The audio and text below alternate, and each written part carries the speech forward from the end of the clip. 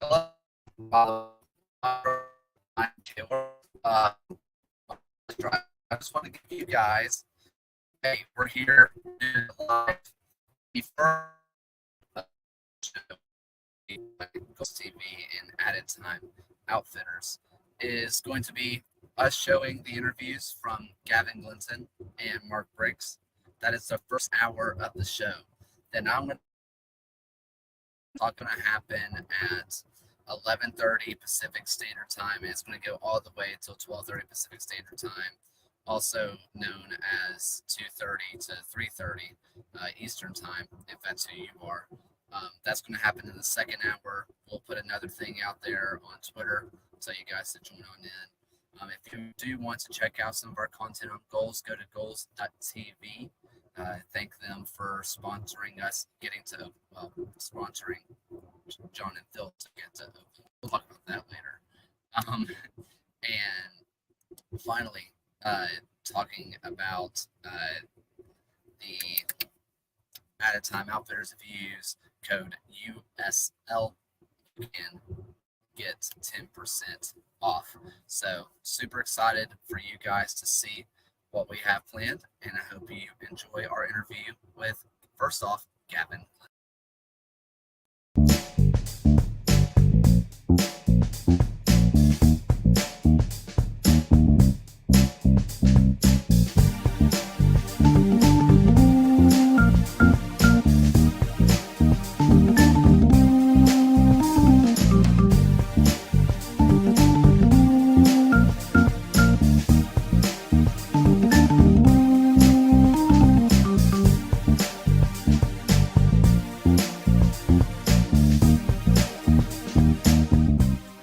Hello, and welcome back to another episode of the USL Show. This is another interview that we're doing that you are hearing. That is just me, Kaylor. Again, just like last time, don't turn it off. I promise there's someone much more interesting than me to talk to.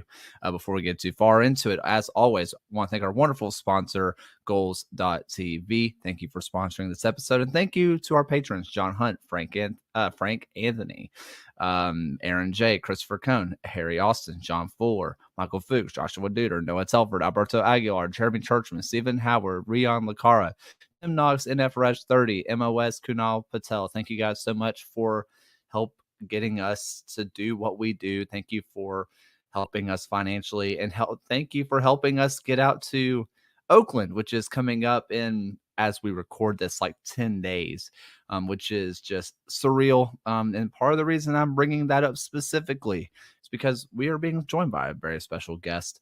He is the current interim coach for the Oakland Roots, someone who's made his way around the United States for a while now as a professional player and also as an assistant coach, getting his first main gig here in the United States. The current USL Coach of the Month, Gavin Glinton. Gavin, man, how you doing, man? I'm doing well, Kelly. Thanks for having me, man. How are you? Hey, I'm doing really well. Look, I just opened it up with it. You're the current Coach of the Month. How does that feel to kind of get that announcement through? Yeah, I mean it's an honor. I mentioned before, like for me, it's a reflection of obviously first and foremost the players who've put in the work, but also our staff and all the people who work behind the scenes. So happy that we're on a high right now, but we got a lot more work to do. Listen, you've played a long time. I mean, a lot of people would just love to have the longevity of your career. You went the college route through Bradley, and then you went through Chicago Fire, and then you went to the Galaxy, the Burn. Then you made your way to the Charleston Battery. Someone that have you guys played them yet this year? Yeah, we played them early, right after Indy. So, I mean, that must be an interesting time to see a team that you played for and then, reconvening as a coach. Obviously, all those people are not there anymore, but the badge is the badge. It stays the same, even though I think it's changed actually since you've played there. But you've made your way through a lot of places. Unfortunately, Noah Delgado gets sacked before, in the middle of the season. How has your day to day changed from assistant coach to now head coach? Yeah, I mean, it's just a lot more, obviously the complete team planning, taking on kind of the oversight, the week to week, the day to day, and then now utilizing the staff in the ways that, I feel like they can be best utilized. And then, yeah, just grinding, right now, trying to continue to build a culture where everyone's working and, noses down and heads down and keeps going. So, right now it's been a lot. I've got a lot of good people right next to me day in, day out who are working and supporting me in amazing ways. So, it's business as usual right now. We don't have time to kind of think too much. We're just getting after it. Uh, You know, when this all happens, with Coach Delgado, you've worked with him for a couple years now. It I'm sure it's a weird place for you to be in because you're being given the opportunity to be the interim coach. This is a tryout period for you if you want to be the head coach at Oakland or another stop wherever that may be. But someone you've worked with for a long time also lost their job. What's kind of the emotional state that you were in when you first found out? Yeah, it's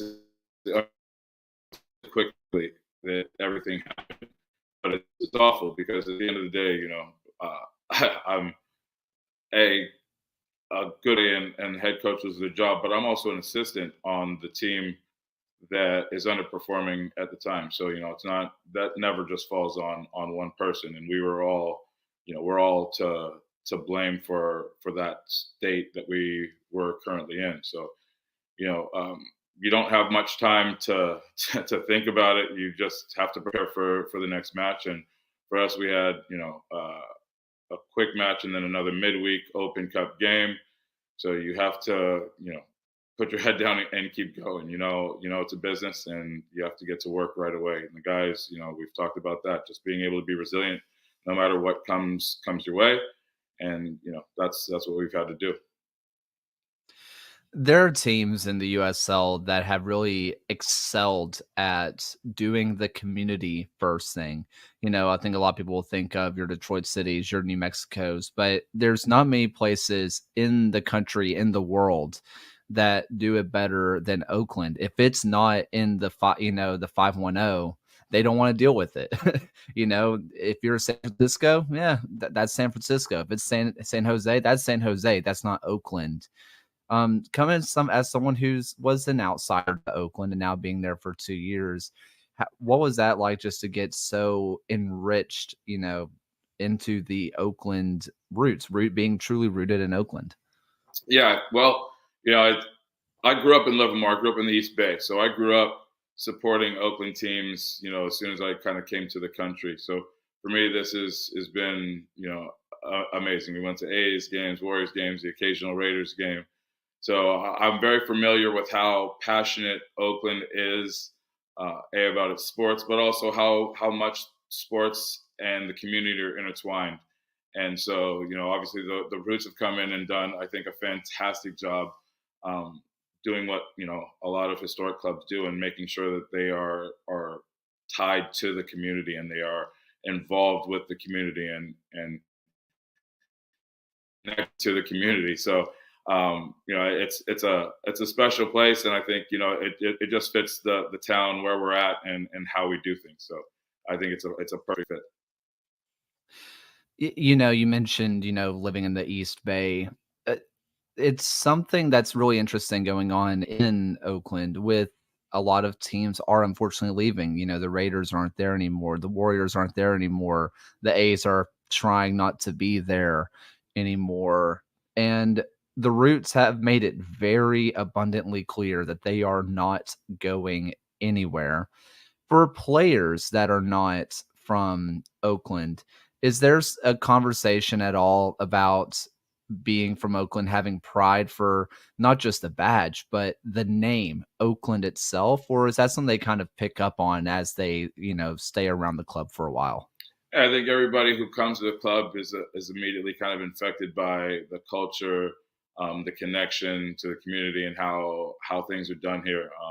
It's not the same way, which is it's just as important. And I think there's a lot of players who take a real connection to that and an embrace to that, and they connect right away. Even if they are from out of town, they gravitate pretty quickly. So it's just kind of the infectious nature of the town, which is why it's special and important that the club has been so committed to staying in Oakland when, like you said, so many other people are trying to leave.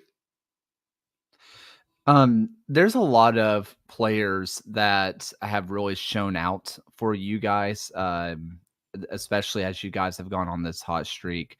We talked about him pretty recently. Camden Riley is someone who has really fully broken out of his shell since coming from San Diego Loyal. What kind of growth have you seen from Camden? I think, I mean, with a lot of our players, we've asked them to do a lot of different things, and their ability to not only take it on, but to actually really commit and thrive to what we've been asking has been incredible. Cam specifically, he's been big for us in the midfield when asked to come into the center back position. He's done fantastic there. He's been there for our last two shutouts. He's played right wing back.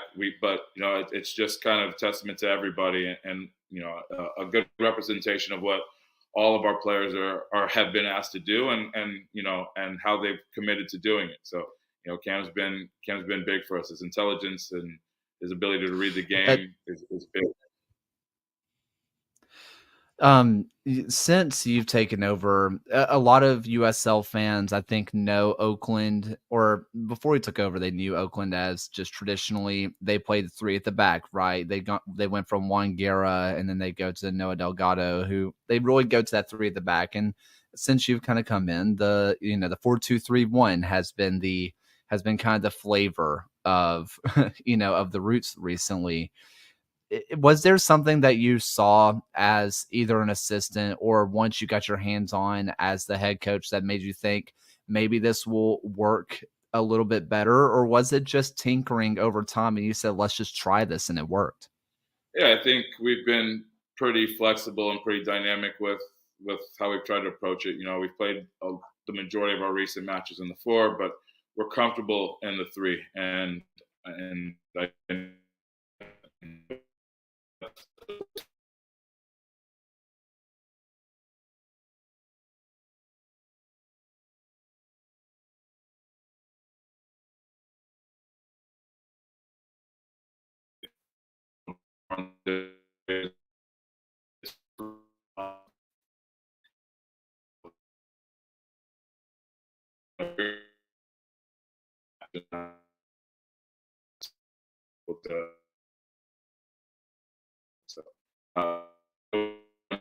so we'll continue to work through. We mentioned earlier that we're coming out to do our first ever on-site show, and that is going to be Oakland versus Sacramento. And not just that, CBS is going to be there as well. I'm just saying we're not saying we're trendsetters, but we did do it first. But to be on national television with CBS against a Northern California rival in Sacramento, a team that has been one of the class clubs since they have entered the USL, is there a different kind of buzz in the locker room already, kind of looking forward to it? No. And I don't mean that to disrespect anything about the magnitude of that match. Right now, we're focused on Pittsburgh this weekend. There's only one game that we have on the schedule, and that's this weekend. They are as big as an opponent as we're going to have, and that would be absolute nonsense to even start thinking about next week and to overlook Bob Lilly's squad, who's just on the verge. So we know we have a big match this weekend. After we get through this, we'll start to prepare the same way we always do. Let's talk about that Bob Lilly kind of matchup and with the Riverhounds. Bob Lilly has been kind of the face of coaching consistency kind of in the United States. You don't see coaches get the leash that he does, and the way he does things is kind of notoriously different than other coaches do it. but the Riverhounds are just so consistent year in and year out. I'm not asking you to give away your ideas and, and what tactics you're going to be doing, but do you prepare for a Bob Lilly team different than you would other clubs? Yeah, you said it. I mean, he's earned everything he's been able to achieve, and the relation he's gotten. That's without question. Yeah, I think there is obviously always there's a big excitement as a coach being able to go up and challenge yourself against somebody as accomplished as even now.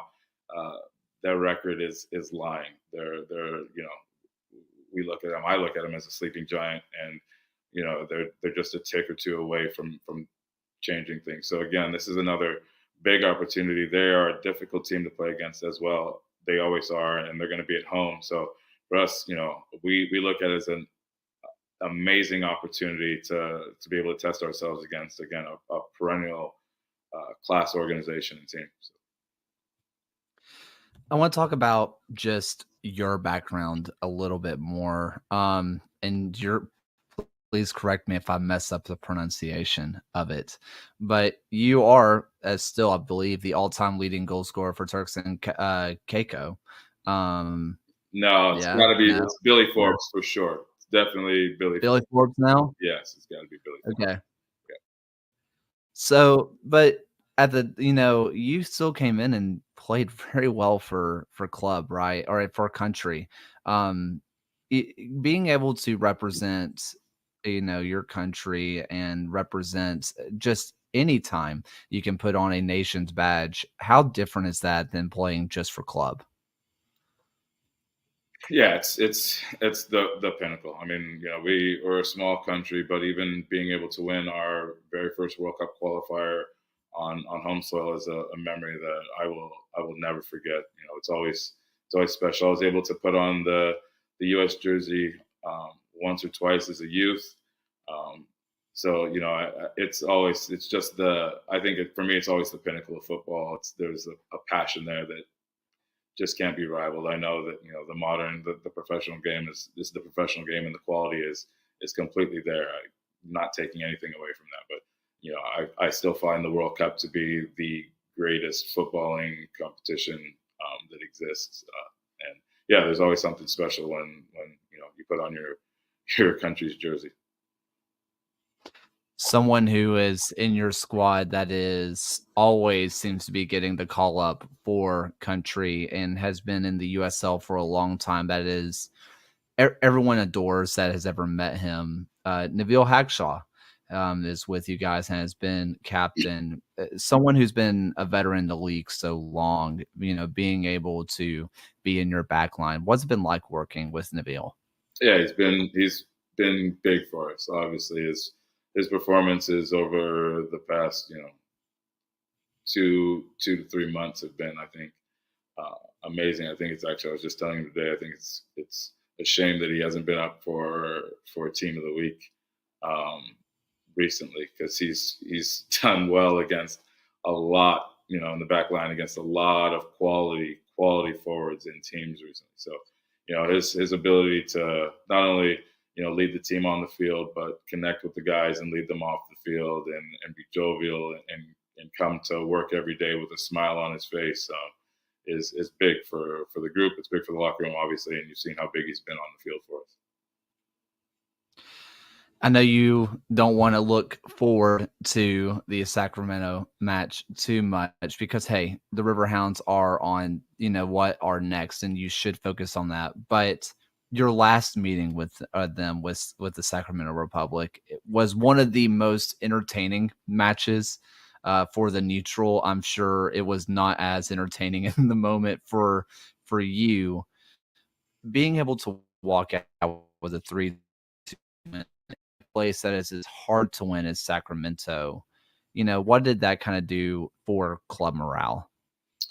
I think that obviously the guys went in with belief, but you come out anytime you come out with a win in Sacramento, you're going to come out with more belief than when you went in. You know how difficult it is to play a team, how good they've been, and how tough it is to play them at their place. And so, for the guys to walk out with their first 3 points on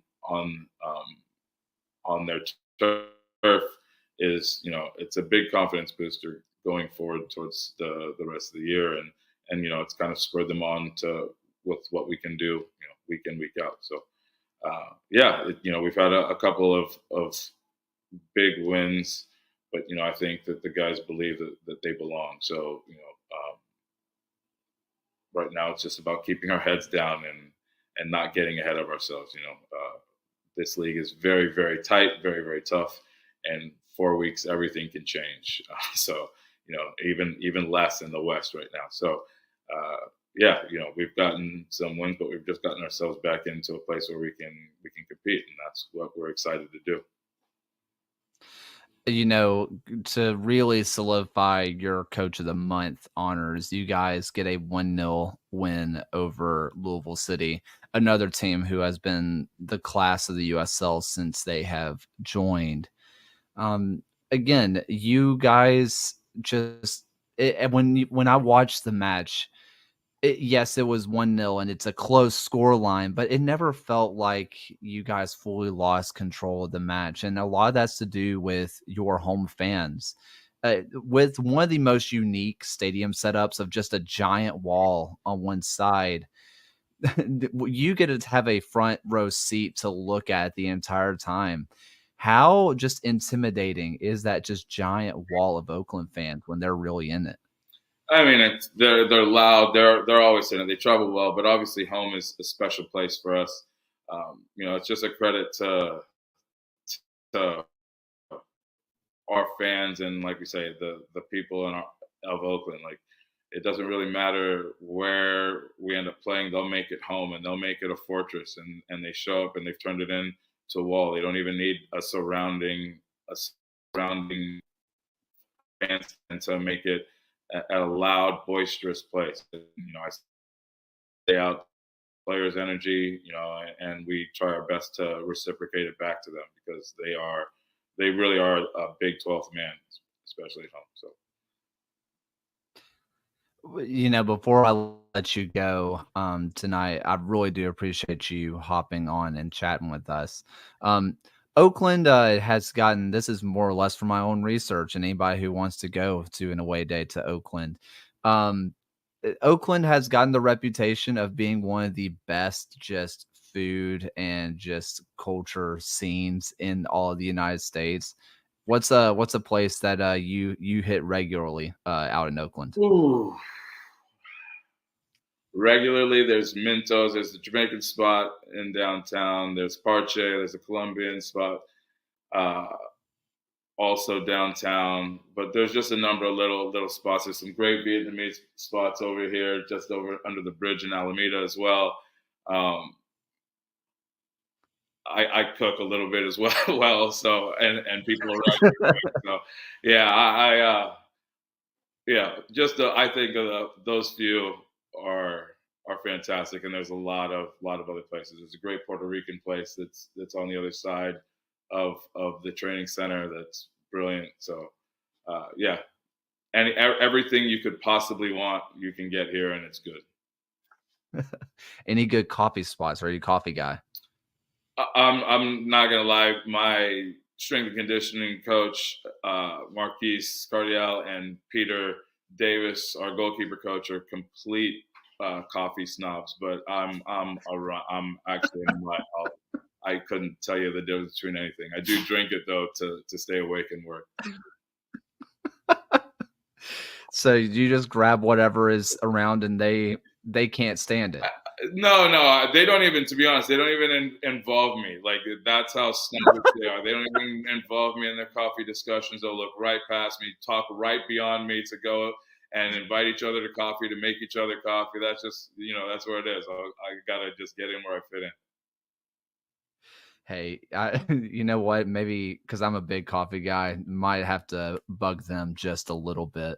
Especially, you guys have your own coffee blend now. That's pretty cool. Yes, I have seen that, and that was a good opportunity. But they haven't. That's what I'm saying. They haven't even offered me any to try. They took it themselves, and they've been drinking. I have no idea what Marquise has done with it, but I'll let you know if he ever gets me a chance to take a sip. Did you see the video with Paul Blanchett not being able to save absolutely anything before the coffee? Were you privy to that video? No, I have no social media other than the stuff I lurk on through friends. So I had no idea, but I will go check it out when I get an opportunity. All you need to know is that Paul is the best actor I think you guys have at the club. Absolutely, just Emmy award winning. I have a feeling you're being sarcastic, but I'm gonna go check it out for sure. Oh man. Gavin, man, it was an absolute blast to talk to you. I'm gonna go ahead and let you go. I know you have an early morning tomorrow. Have an absolute blast. Have a good trip out to Pittsburgh. Wishing you the best and everybody the best health possible, man. Appreciate it. Thanks for having me. I'll see you. I'll see you next weekend, right? Next weekend, we'll be there. Sounds good, man. Thanks for having me, Kayla. All the best. Appreciate it. Cheers.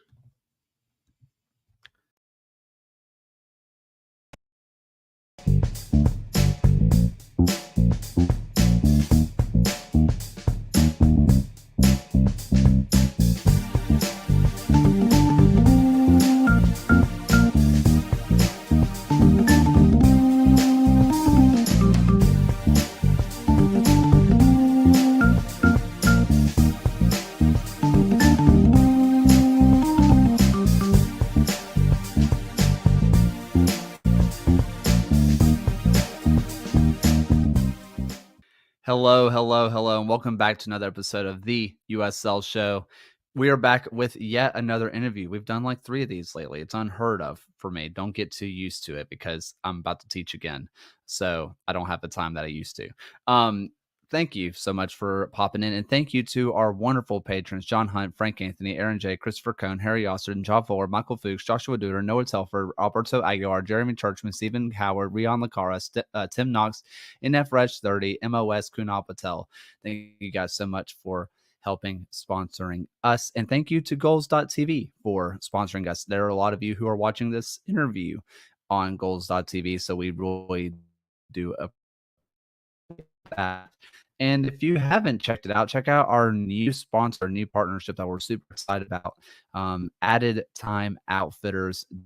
They have all those cool wristbands that you can find that have like your team's colors and like just some like hints of stuff, including a really cool one that's Sacramento themed that is super fun.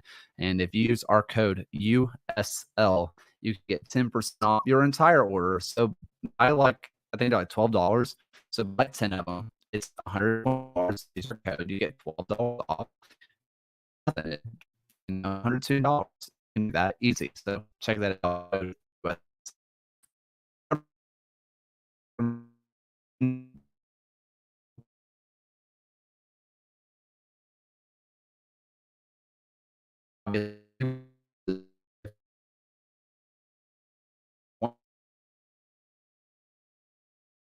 exciting of the coaching. Mark, and how you doing? I'm good, mate. Thank you for having me on. Since stateside, I mean, multiple times.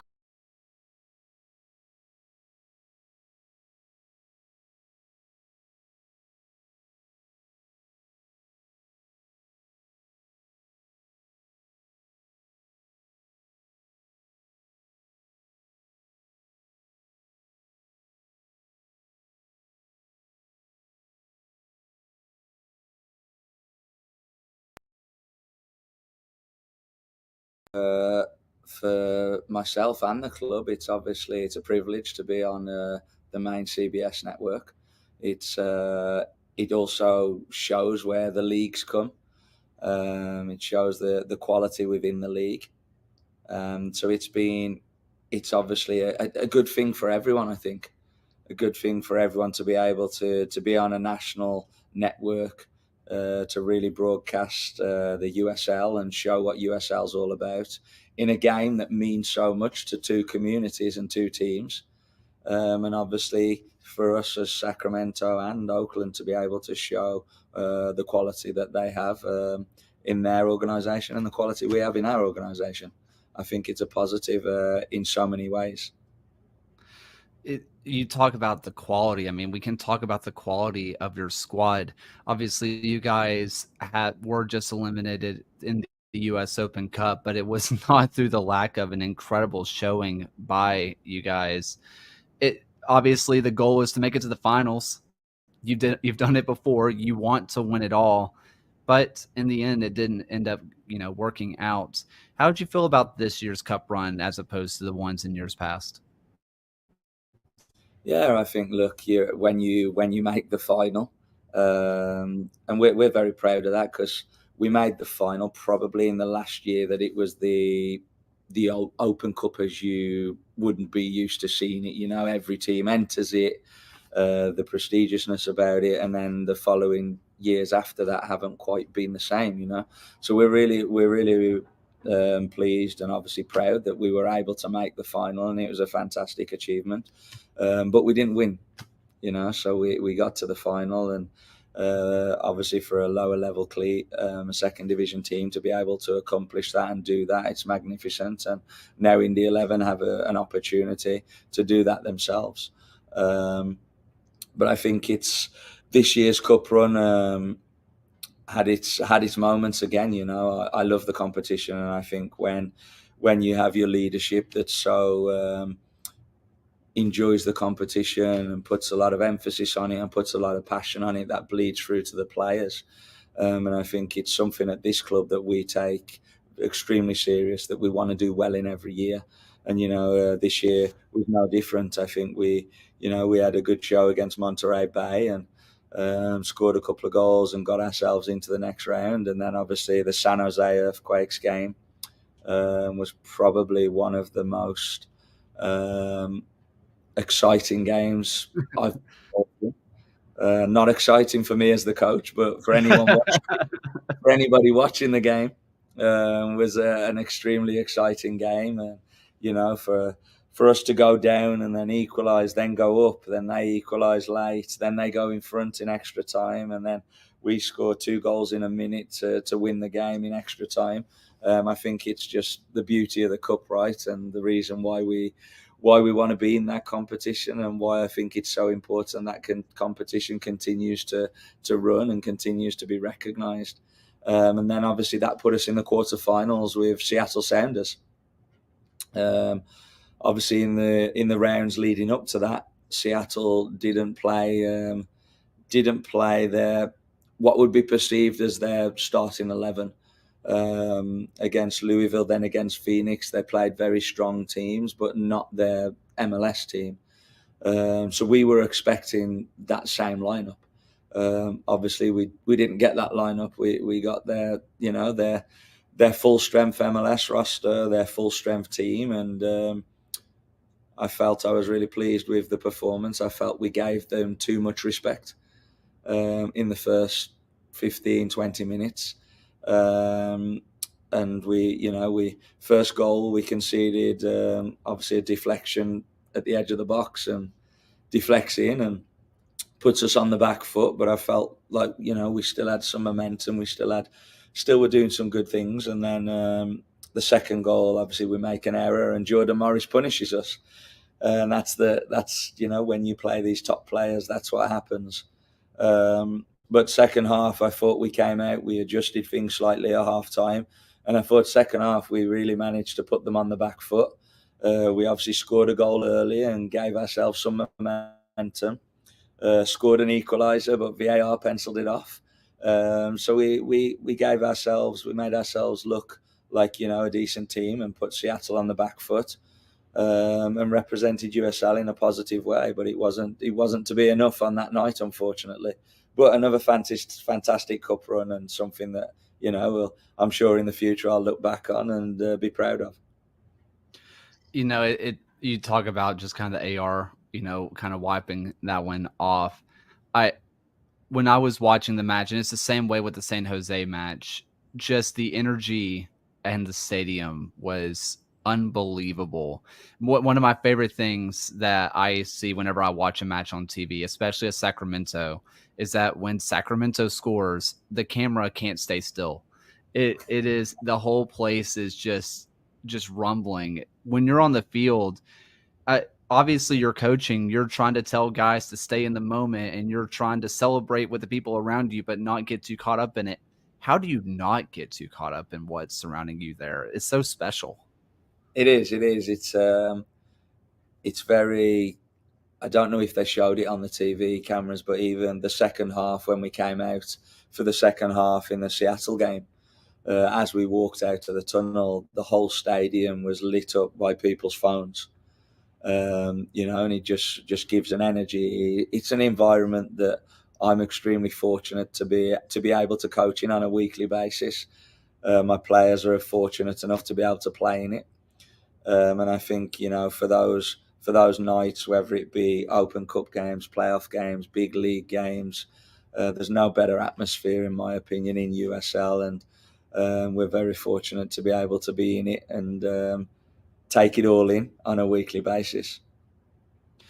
I want to talk about your time as a player just for a little bit, because you did have a little bit of time in the USL, but let's go back over the pond, if you will. And you're a guy from the Midlands. You did play at West Bromwich, but you're from Wolverhampton.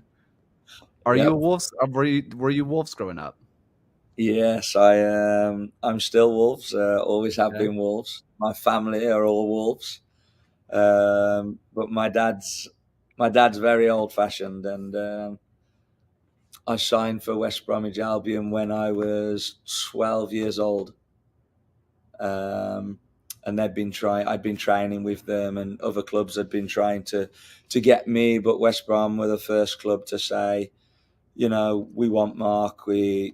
Here's a schoolboy form at the time it was called, and my dad shook hands with the academy director at that time, Richard O'Kelly, and to my dad, that's it, contract done. He's at West Brom now.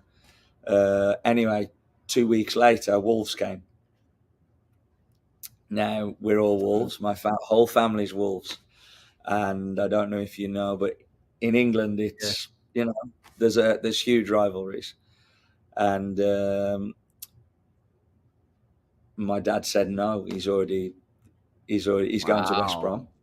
He's already and it caused some tension between my uncle and my dad, two brothers, and there was a little falling out and a few choice words over a little period of time.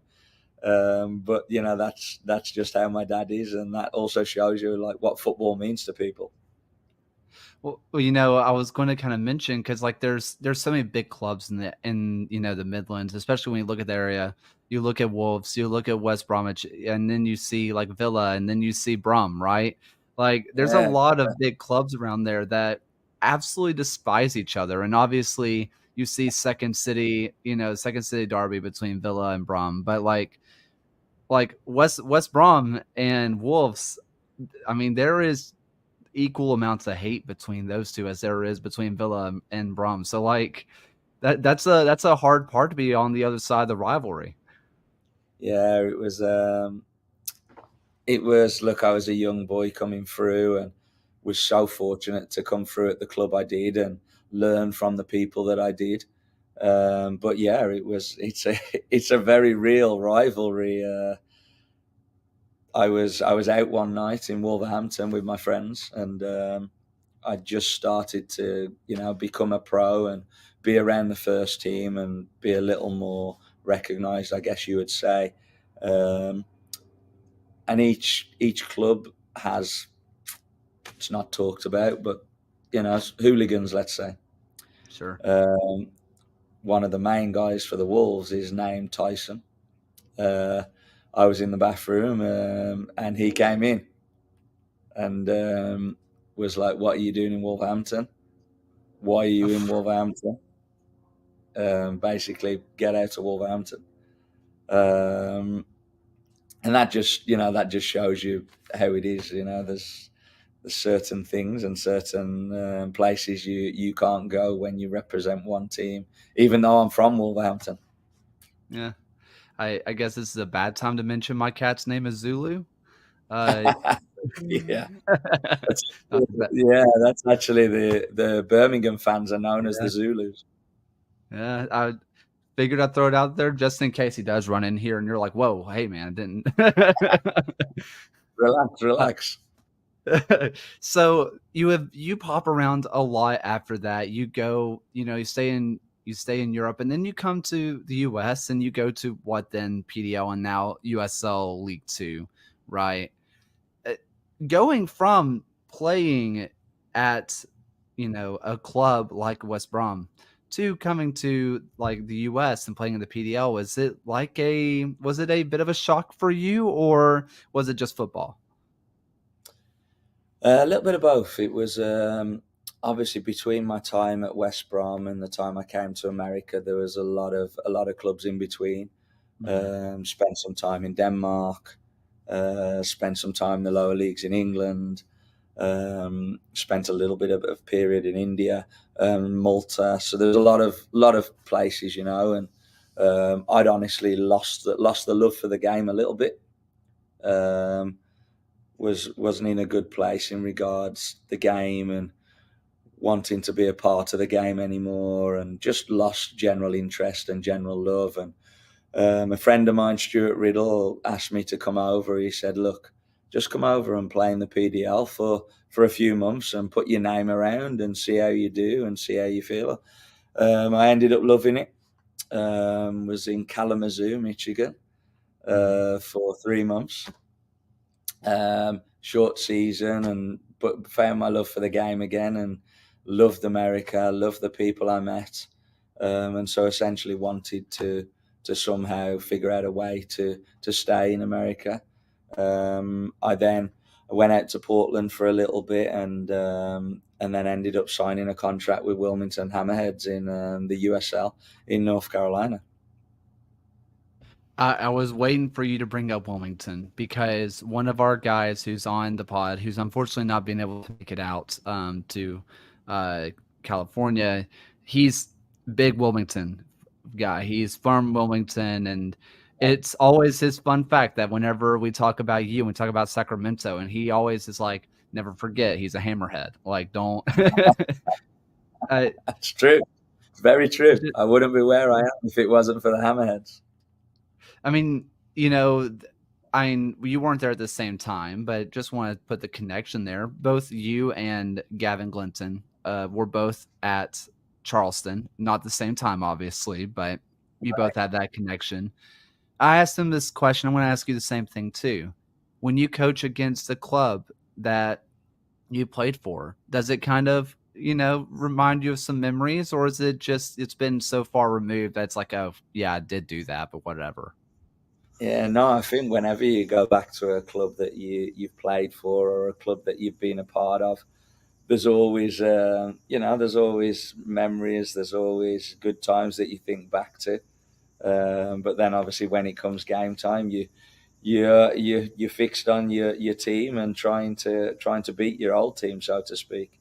But I think the having those memories, I've got some incredible memories of Wilmington, that I still think about and will always think about and treasure. And like I say, Wilmington's played a huge part in my career, both the city and the team. How did you go from being the player to being the assistant to being the coach? How did that process work for you? Um, it wasn't planned.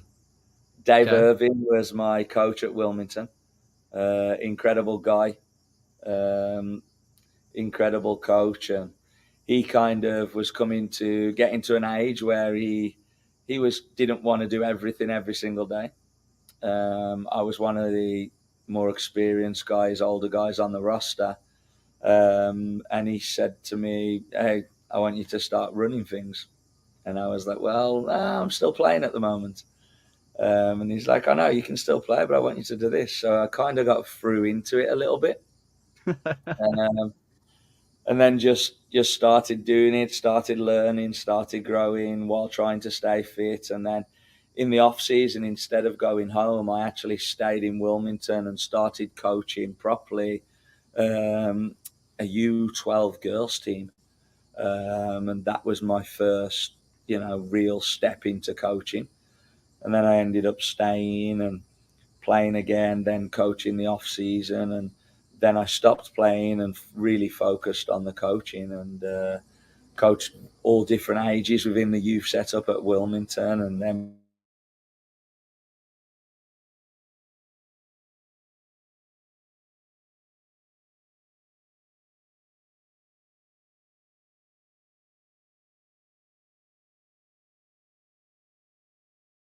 We're at a club, unfortunately, was about to go under, that did not survive. That we always kind of hear these horror stories in the U.S. It happens, unfortunately, quite frequently. And, us doing what we do here at the USL Show, like, we hear things a couple days early, and sometimes we'll find out the news. And there will be times where players, or unfortunately coaches, it's happened in the past, will message us and be like, is this actually happening? Because we found out before they did. How was the process for you in Wilmington? It's never an easy process, never an easy process. The owner at that time had decided that it wasn't for him, and for whatever reason chose, that he had to end the professional team. Fortunately, we were given a heads up on the process. So we knew kind of halfway through the season that this was going to happen, which, I think it's all how you look at it and how you manage it. Like, we all knew that the club was going to come to an end. The season before I got the job, they'd finished complete bottom of the league, not in a good shape. So we just decided as a team and a group of players and a staff that, okay, the team might be going out of business, but we can do one or two things. We can sit here and worry about it and what we're going to do next and be in a negative headspace, or we can say, hey, it is what it is. Let's enjoy the time we have together, and let's make the most of the time we have together. And fortunately for me, we did that, and we had a good run in the Open Cup. We reached the quarterfinals against Real Salt Lake. We lost on penalties in extra time. Sorry, we lost on penalties after extra time, being 2-2, and should have won the game.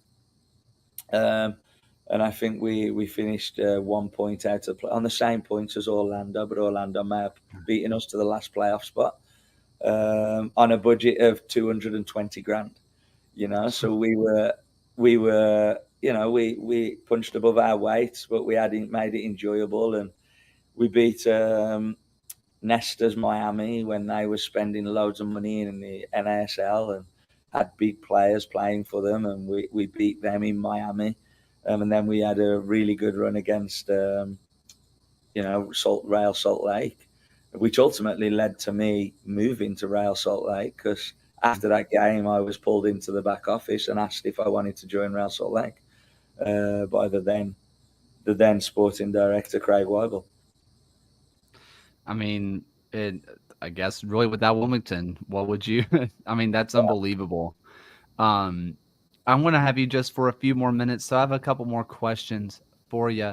You mentioned experienced players that you have, and I don't think there's any person more beloved in the community around the USL and just US soccer than Roro Lopez, right? Yeah. And obviously he comes down with an injury. It really hurts, but just having a guy like him around the locker room, just being a leader, how important is that, not just to the other players, but just to you? Yeah, he's huge. He's huge for me. He's huge for the rest of the staff. He's huge for the team. He's huge for our club. He's one of the best players that I've ever worked with, from a talent perspective, from an attitude perspective, from every perspective you can think of. Roro has it in abundance. And although obviously he got his serious injury against San Jose, he still has an impact on the group. He still finds a way to have a positive influence, a positive impact, which is just credit to him. I can't speak highly enough of him, and so fortunate to have him wearing this crest behind me, and being a part of. someone that's with Roro is obviously his son Roman, who, you know, at a lot of the USL learned about, and just US soccer really learned all about this year with what happened with his heart surgery and stuff like that. Obviously, his teammate is the one that kind of went behind his back and started the GoFundMe, and you know. He said himself that Roro didn't know about it and didn't want anybody to really kind of know about it, but he did it anyway. How does that really speak to just kind of the family atmosphere around the club? Yeah, it shows the culture we have. It shows the environment we have, and we always talk about family and how important family is and how we need to be a family. But we don't just talk about it. We try and act it. We try and live it. We try and feel it on a daily basis. And I think that what Luis Felipe did spoke volumes, you know. And before the Seattle game, I showed a video, and it was all of people's families wishing good luck and this and that. And Roman did one, you know, and Roman spoke to the guys, and I think, you know, when it was sent to me before I showed the guys, it made me emotional, because he's with us on the field. He's back on the field with us now. He's out on the grass. He's warming up the goalkeepers with the guys. He's doing the warm up with the team. You know, he's a part of this club. He's a part of this team, and what Roro and Roman and his family went through, and continue to go through, you know, just shows the indomitable spirit that they have, in overcoming all the things that they've had to overcome. And then for Roro, the injury, and it's actually kind of not what Roro wanted, but they're kind of recovering together, you know. Roman from his heart surgery and Roro from his ACL, so they're on this pathway, but in a beautiful way. It's actually pretty unique and allows them to recover together while trying to help our team and help their family. You know, you kind of talk about the indomitable spirit, and that's one thing that really does summarize Sacramento. Like every time we talk about your stadium, like I always call it the Den of the Indomitable, because no one goes there and wins, right? And obviously, this year has not been as perfect as it has been in years past. It's Right. almost impossible to uphold that level of perfection for as long as you have anyway. But one of those blemishes, unfortunately, was against Oakland, your in-state rival, who you are playing this Sunday, which was also the last time that you guys initially came out in that two-striker setup, with that 3-5-2 that I kind of got to know you guys and you guys have since moved to this uh, like 5-3 or 5-4-1, and obviously some personnel has changed. We talk about Roro not being around. We talk about Russell Cicerone, who got hurt, unfortunately. You do have this two just gifts. I say gifts. They work very hard, but Trevor Amon, and then you have Garrett Phillips, who are both just unbelievable players. Why the change? As someone who's not as smart as you, I would think put them both up top, because they're both brilliant strikers. Why would you not want them both up there? What was kind of thought process on that? Yeah, look, I think, over the last 2 years, probably not looking at this season, we've been in a 3-4-3 system. The players are very comfortable within that system and understand that system. And when you play with two forwards, it kind of adjusts and changes certain roles and responsibilities within that system. Now we defend 5-4-1, so from a defensive standpoint, there's not too much difference. People understand that. But from an attacking standpoint, I just felt that we weren't getting into the spaces we want to get in. We weren't putting the opposition, defensive line, defensive shape under pressure. We weren't causing them enough issues or enough problems. So I think, going back to what everybody knows and understands, has helped a little bit. Now we've got to make sure that our standards and our confidence and our belief in what we're trying to do and what we're trying to achieve, are at the level that allows us to get results, because it hasn't been at that level, and we all know that, which is why we've given up results to Oakland, to Tampa, to Las Vegas, that we shouldn't really be giving up. Let's kind of just stay on this previous Oakland match just for a second. It was 3-0, should have been 4-0, but Danny makes a brilliant stop to keep you guys in the game. And then towards the end of the game, you get 1 goal back, you get 2 goals back, and it felt like the third one was coming, but just time ran out on you a little bit. We saw what Sacramento did after, unfortunately, conceding a last-minute equalizer against Orange County the first game of the season.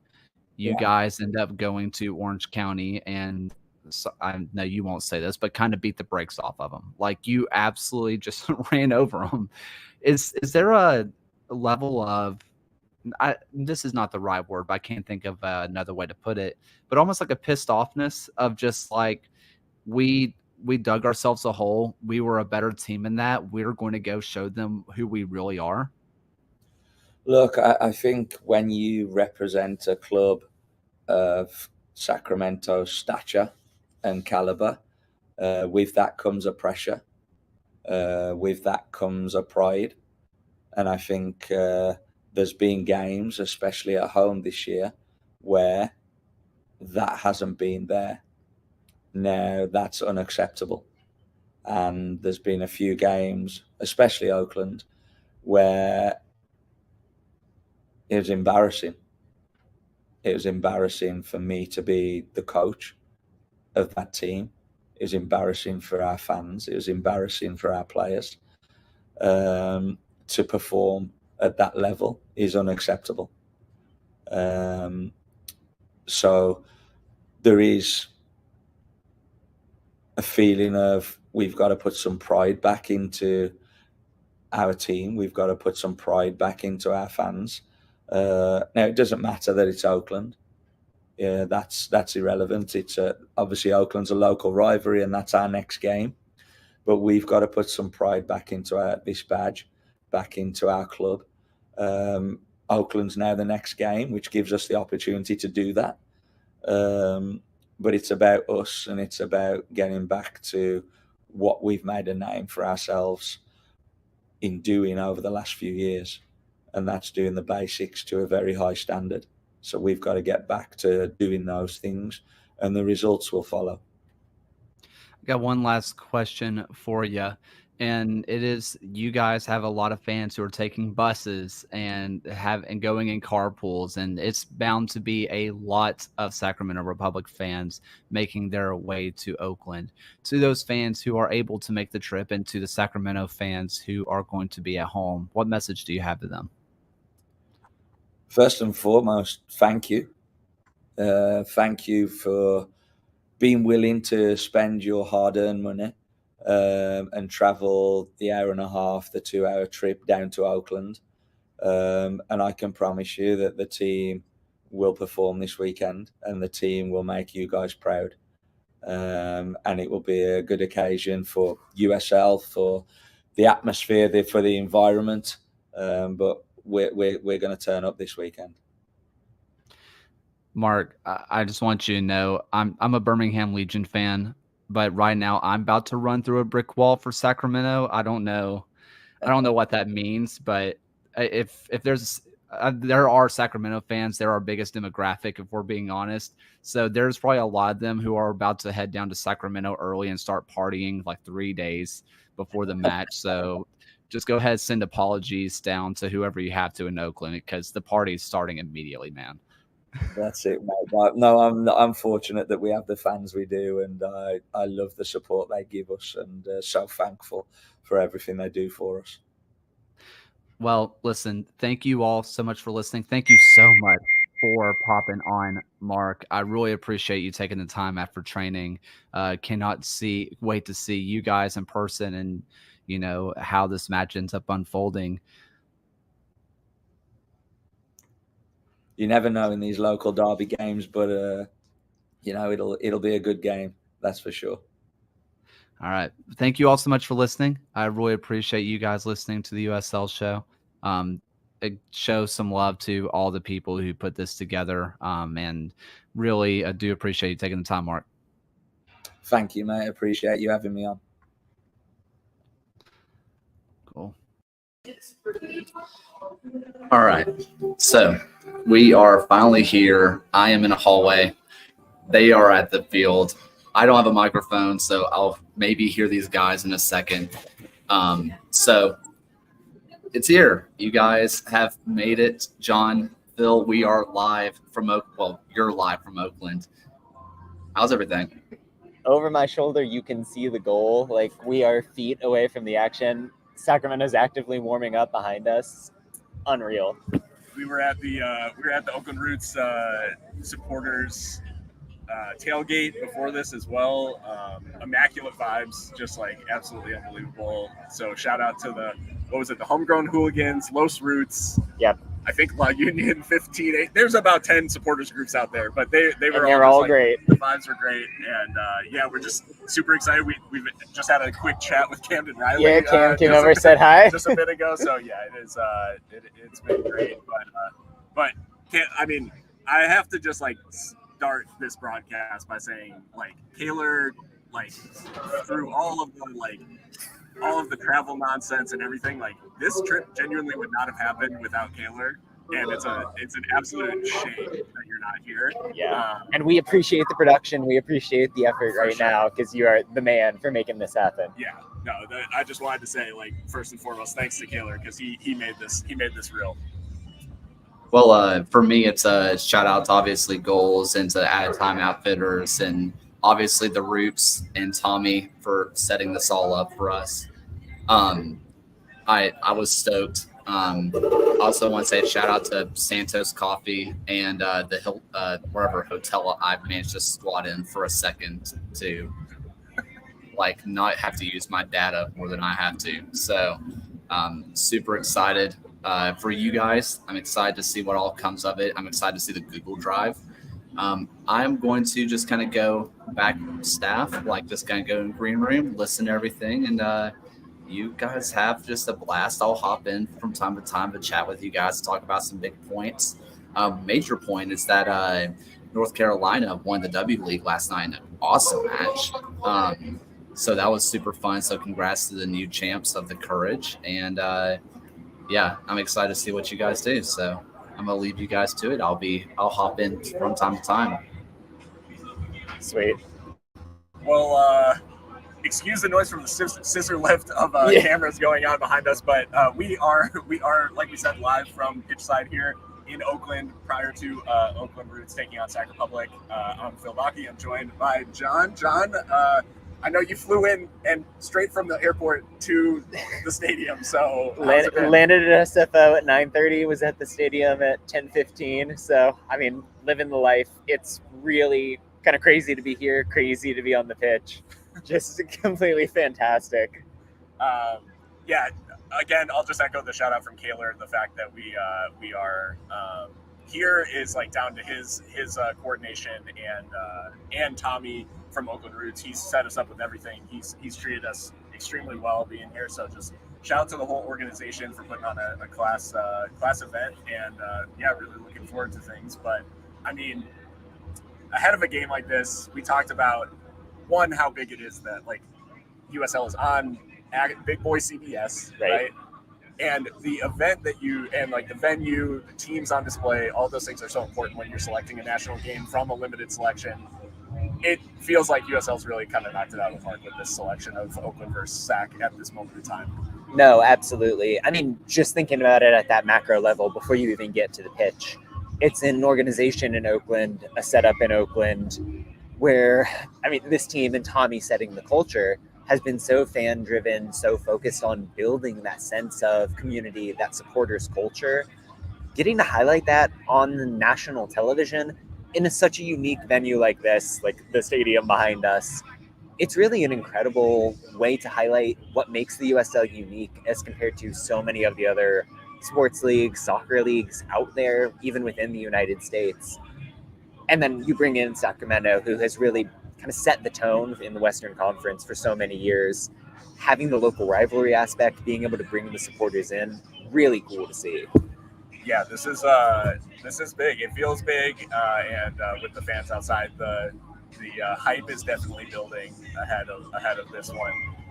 We'll definitely get on to talking about sort of what people can expect from Oakland and Sacramento today, in terms of how it's going to line up. We'll probably have lineups here in like 25 minutes as well. So stick around for the preview conversation. I wanted to, I guess we could probably start with some of last night's action and talk some USL for the folks tuning in from elsewhere around the league.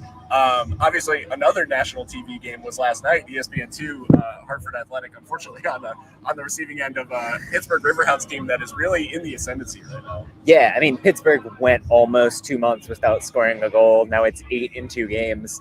One of those a big win over the Oakland Roots team that's about to take the national stage. If you're Pittsburgh, it's that return to the double pivot shape, keeping Mertz as that player in between the lines, paying off yet again. I thought Junior Eto'o was amazing on the left side. Langston Blackstock even matched him with a goal this time around. It's hard to ignore the Hartford angle for sure. Going down by 3 goals that early, looking inept in your defensive line where you just sold Reese Buckmaster. The midfield failing to create anything again. Like, it's the same problems for Brendan Burke, and they're never getting better. Yeah, that's what. And it seems like they're trying a bunch of different stuff, and it's just nothing that they try. I don't know. Right. At this point, it is starting to feel a little bit like Burke is throwing stuff at the wall and seeing what sticks. They haven't found the answers yet.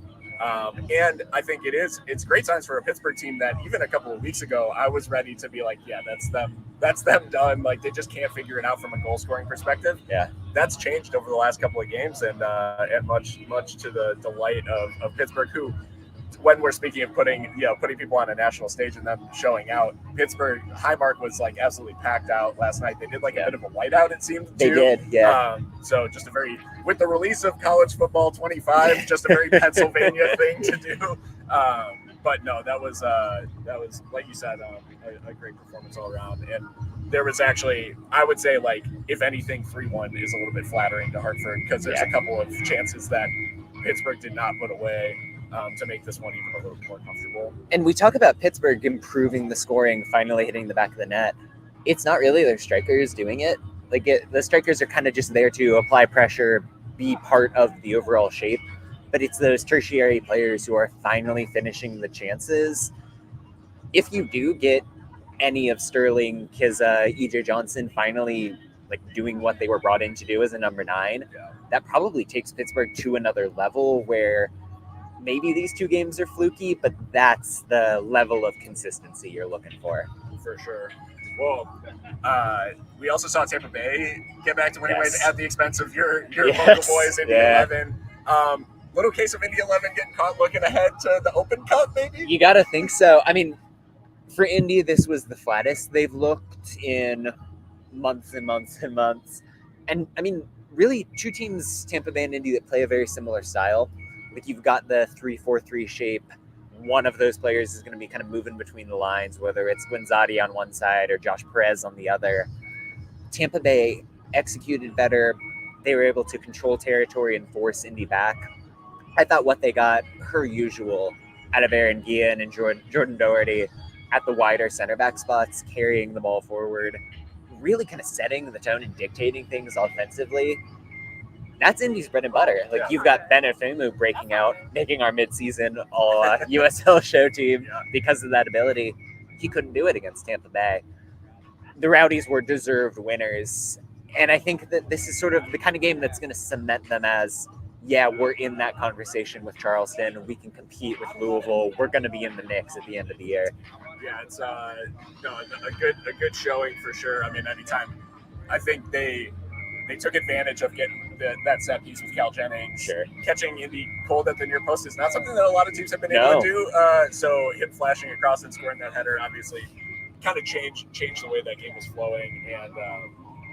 And no real signs of a stutter despite the departure of Charlie Dennis. So I mean, with the Dennis thing, had that hadn't happened when he had the show, it was for Tampa Bay, it's such an interesting move because this is a player who was all league last season, but he's been surplus to requirements in 2024. Yeah. Like, yes, he started the year injured, and clearly Robbie Nielsen came up with the system, came up with kind of his chosen 11 Sure. that didn't involve Dennis. Yeah. Things have worked. If you can move a player of that quality on for what is supposed to be a pretty good fee from Phoenix Rising, hey, you got to do it. You take the opportunity, yeah.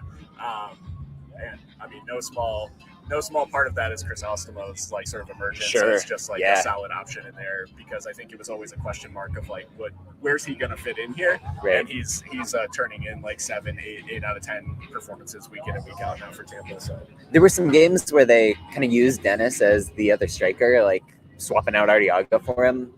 And it was evident that Tampa Bay just looked worse when they wanted to do that. Throw in the fact that you went out and signed Nate Worth, and you're doing that, one, because he's a good player, but two, like if you just give him 30 minutes a game, you're going to be able to sell him for almost $1 million next year. Why sacrifice that for someone in Dennis who's a great player, but like the calculus is pretty obvious at that point. On FC Tulsa, 1-0 over Memphis. We've had ups and downs with Memphis, good Memphis, bad Memphis. We kind of got bad Memphis last night. We're really in a stage of a pretty dull Memphis team right now. Like, they're not clicking offensively. Yeah, they got the win last week against Detroit City, but that felt really lucky in a game that was fiercely boring. Yeah. I do think the Akeem Ward absence was a huge deal against Tulsa. Sure. Tulsa is a team that plays a very narrow defensive shape. And whenever Memphis was able to switch over them and find Oscar Jimenez at that left back spot, Jimenez, who really is more of a natural right back, didn't have the quality of passing, the incision that Ward brings. You didn't quite have the two-sided aspect that you want to have. And Philip Goodrum took the chance with that amazing back heel. And we have a nice little gift here from our man Tommy. We got a hand delivery of some Rooted Soul coffee, Oakland Roots coffee ground. I think it's a collab with the local Must Caruso's be. Coffee. This is Tell Tommy I said hi. Tommy just disappeared. He's Johnny Coffee Seed. Yeah, he just dropped the coffee off and bounced. But yeah, so the gifts continue to flow. I don't know if I don't know if he's trying to buy some like positive talking points for Roots on the air. So we'll have to try to check our biases here. But like we've always said on the USL show that we can be bought. We absolutely can be bought. Please. If any teams are out there looking for good PR, just hit us up. Hey, I have a question for you guys. Oh, good. Speaking of Goodrum, how much of that just comes down to Goodrum might just hate Memphis? Well, spoiler alert for the backfield column that's coming out today, but I kind of just made the whole Tulsa thing like, Philip Goodrum really hates Memphis. and I mean, in a backfield column, a backfield goal, and probably goal. Exactly. So, there you go. Gosh, the promotional opportunities here just off the charts.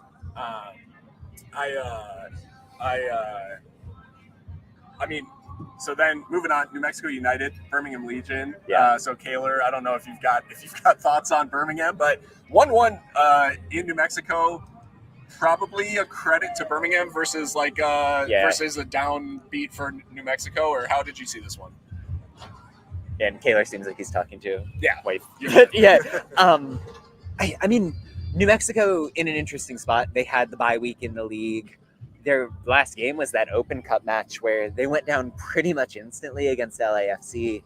You can maybe argue they're a little bit cold, but Birmingham just took a beating from Rhode Island at midweek. So two teams kind of on the opposite side of the arc of where you want to be fitness and form-wise. Sure.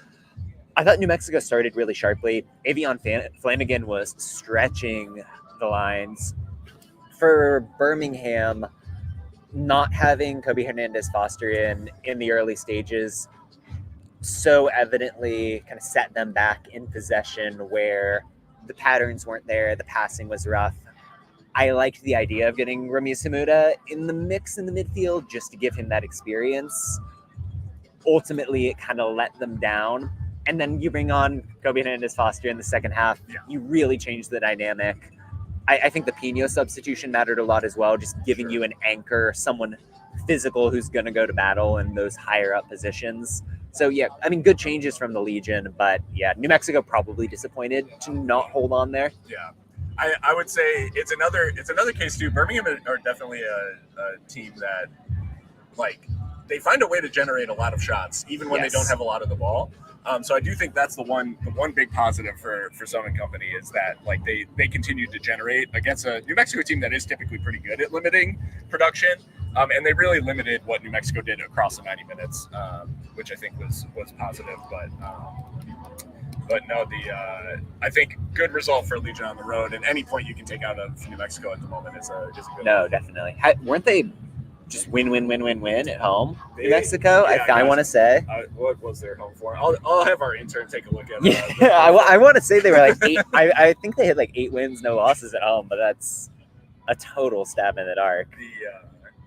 And then we had, to close out the night, we had Orange County 2-0 over San Antonio, and I mean, a San Antonio team that just like continues to really not have any answers. I mean, is it are we getting to the point of the season now where the question marks are going to be too much for Marcina, or is it just a case of the team acknowledging that they really haven't given him the tools to go win this year? I mean, at what point when 3 years in a row maybe this team has kind of built a roster by the seat of their pants and relied on so many loans, like that can't just be management. That can't just be the front office at some point. Like that's Marcina making an active decision to compose his squad in a certain way and build it on a certain timeline that is very much a zag compared to the rest of the USL. You saw the lack of chemistry in that Orange County game for sure. I thought Buckmaster was actually quite good in his debut at wingback. I thought he had good chemistry with Luke Hutchinson and those longer balls over the top. But when you're thinking about that being the offensive strategy, right? Like that's not what Marcina set out to do early in the season. He wanted this team to play on the ground. They're not doing it. He wanted this team to be defensively tight and maintain the pressure. They're not doing that effectively. I mean, credit to Orange County though. Sure. In a game where, I mean, Dylan Powers made his first start of the season in the defensive midfield. Yeah. And in the first half, he did what was needed to stay calm, let Orange County find their way into the game. Yeah. You bring in Chris Heggart, who just came in on loan in the second half for Powers. Heggart is much more of a number 10, much more of a player who can find space between the lines. Exactly what he did, and it changed the game for them. So credit to Orange County and Paul Hardiman. I was going to say, are we buying Paul Hardiman? I mean, 2 wins out of 3 now. They beat a Memphis team. It's like Memphis and San Antonio. Yeah. Are we ready to like buy the project yet, or do they still have to figure a few things out in Orange County? I mean, I think the question is almost, does Hardiman want the full-time coaching job? Like, people tend to say that he's like more of a youth-focused kind of guy. So it'll be interesting to see what happens. And we got a wave from Niall Logue there, walking in. friend of the show. Friend of the show, Niall Logue. Never afraid El Paso Locomotive legend. Never afraid to say hi on Twitter. No, we also got a note in the, and I think it flashed up there on screen that, New Mexico had won 10 straight at home. This is why Nicholas Murray is the absolute king. Yeah. Yeah, when I said our intern, I definitely meant USL Championship staff writer Nicholas Murray. So, no, thanks Nicholas, for that. Nicholas, I do appreciate it, but also, like, I was looking it up too, so, like, no worries, just do my job. But I got to ask the question, and it kind of got brought up into chat. What is Marcina's leash? Because this is much longer than I thought it would be. I mean, at the end of the day, like, he did win a title. So I think it's like, and that was like such a, I don't know, that season they were so good, but they also they had the best tools to be able to do it. Like, they had a great squad. And so I think there has to be a certain amount given for the amount of injury troubles that they've had, the amount of sort of short-term, like their whole short-term contract thing that they typically do has really sort of backfired this year. They haven't been able to get the loanees that they've typically been able to get. It backfired last year too, if we're being honest. That's true. So I do think Marcina probably gets a little bit from that, but I mean, then how much of that bleeds over given the structure that typically the head coaches are sort of in charge of that? I mean, I think there's a certain point where Marcina has done wonderful things in that club. He's had 2 stints there, right? He spent almost a decade on and off in San Antonio. That can get stale. Like, sometimes you just need to switch up the culture and do something a little bit different. maybe it's time for that if you're San Antonio. Well, the part of the reason I ask is because you mentioned the short-term loans. You talk about his management. Do you know who else who seemingly works on a short-string budget, right? Because that seems to be the issue with San Antonio and the way that they do business. You see Bob Lilly. I mean, Bob Lilly and Pittsburgh have turned it on lately, and Marcina has not made the same changes that Bob Lilly has to his lineup. Bob Lilly arguably tinkers too much. Marcina seems too hard-headed to change things.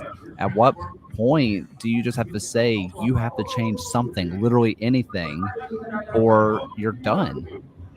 I think Marcina's been limited in his ability to do so because of the injury problems. Like, as much as we want to say, like, oh, the squad building strategy was wrong and he's not changed things up enough, like, this is a San Antonio team that between international absences and pure injuries has been missing 6 to 8 players a game for about 2 months now. That really makes it hard for him to do what he needs to do. At the same time, like, the buck stops somewhere, and when he's training this team like he does, when they're playing the style like they do, injuries are going to happen. It's I don't know, like, given how they're probably going to miss the playoffs this year, it's a struggle. It's a bold call, by the way. I mean, you got 14 games or so. Yeah, I don't know. The 2 Texas teams seem doomed to just be the less said about El Paso, the better. Yeah, I don't think we need to go down that path at all. They played Friday. We can put it out of our heads. And I just got to say, I'm seeing. Obviously, the people on the stream can't see this, but I'm like 50% sure Paul McDonough is just like standing a couple feet away on some track by us, the president of the league. I'm pretty sure that is him. Yeah. Should we go like man on the street? Yeah. He's got some AirPods in, so like maybe he's just vibing. But yeah, this is the beauty of a pitch side desk when the game is on CBS, y'all. He's just listening to Young Thug.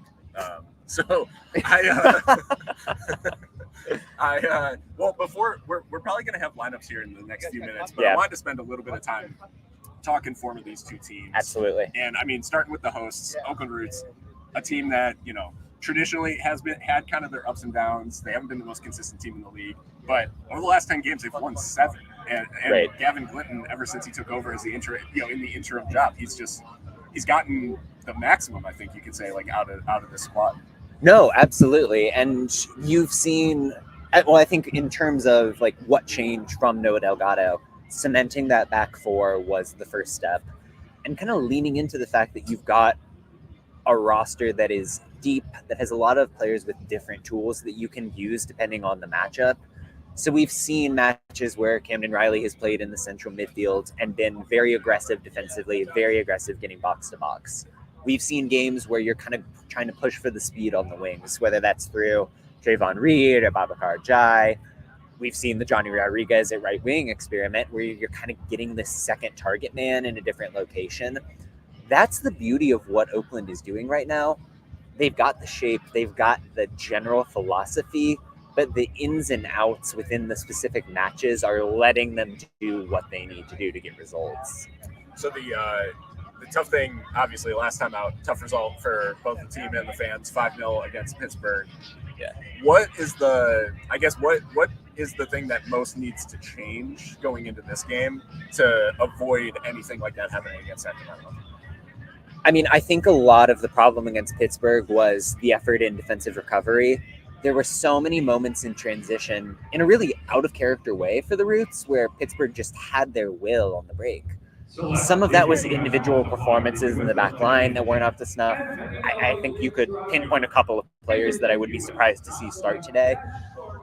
At the same time, I don't know. I think that you can almost view that as just you're on the road against a Pittsburgh team that is desperate to score any goals. And sometimes a bad match just happens. Your mind is wrong. You're probably looking forward to the Sacramento game that's on national television. So, yeah, I wouldn't be overly worried if I was Oakland. Away to Pittsburgh is definitely one of those places where it feels like a small issue can spiral into something quite ugly, right. quite quickly. And yeah, like you said, a team in Pittsburgh that was so desperate for a result like that, like they really smelled blood in the water when they got it. But talking about Sacramento, sort of on the opposite end, a team that we basically thought was going to run away with the Western Conference for all intents and purposes, and it has not been bad by any stretch of the imagination. But they haven't done as much as we'd probably expect. And recently, they've been kind of spotty. I think 1 win in 5 in all something competitions. Like that, yeah. Well, I mean, if you look at, I was looking at some of the numbers since the Gavin Glinton coaching change, right? Sacramento is 17th in the league in XG margin since then. Like, and that coincides with the fact that you've lost Cicerone and you've lost Roro Lopez. But that's like a level of form that you would associate with a team that's going to miss the playoffs, not a team that's going to be contending for a title. I think that the struggle to make up for the creation of Rodrigo Lopez and that kind of all-encompassing distribution from the midfield, as well as the verve, the energy, everything that Russell Cicerone gives you up top as a mover that's going to bend a defense, as a presser that is so pesky against a team trying to build out or break through a counter press. You've seen Christian Pirano come up with elements of really both of those things. I think Kieran Phillips has a bit of the over-the-top speed from Cicerone. Still, there are moments where like the midfield has lacked structure. I think Justin Portillo has been isolated as a lone number 6 more often than not since moving over from FC Tulsa. There's a kind of balance issue that this team just hasn't quite figured out. And I think we've seen it kind of come to a head in recent matches. Sac Republic last time out, 0-0 draw against North Carolina. Yeah. And they were outshot actually by North Carolina at home. Not the prettiest story in a 0-0, where you could say maybe like, oh, like it just got away from us, whatever, or we didn't finish our chances. They didn't really create a whole ton. Where's that missing link for them right now within the squad that they have available?